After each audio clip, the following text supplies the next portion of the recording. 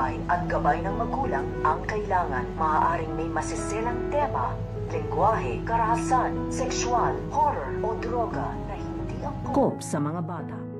Sa pagpunta nito nga ni Lucy dito nga sa flower shop na negosyo nga nila nito nga ni Joyce ay maaabutan nga niya dito na magkausap ito nga si Joyce at ito nga si Tara. Kaya nga ito nga si Lucy ay nahuli na nga niya sa akto na alam na nga daw dito nito nga daw ni Joyce ang buong katotohanan tungkol nga sa pagpapalit nga nila ng kaluluwa nito nga daw ni Tara. Kaya nga ito nga si Joyce at ito nga si Tara ay umiisip nga sila dito ng dahilan upang hindi nga sila mabisto nito nga daw ni Lucy. Pero huli na nga dito ang lahat dahil narinig na nga nito nga ni Lucy ang kanilang pag-uusap tungkol nga dito nga sa paghahanap nila dito nga kay Apo Berta at hindi nga nila ito ipapaalam dito nga kay Darius at kay Lucy. Ito nga ang pagkabilin-bilin nito nga ni Mamita dahil nga si Apo Berta ang makakatulong dito nga kay Tara upang makabalik nga ito sa kanyang tunay na katawan. At yun na nga dito ang narinig nito nga ni Lucy. Kaya alam na nga dito nito nga ni Lucy na alam na nga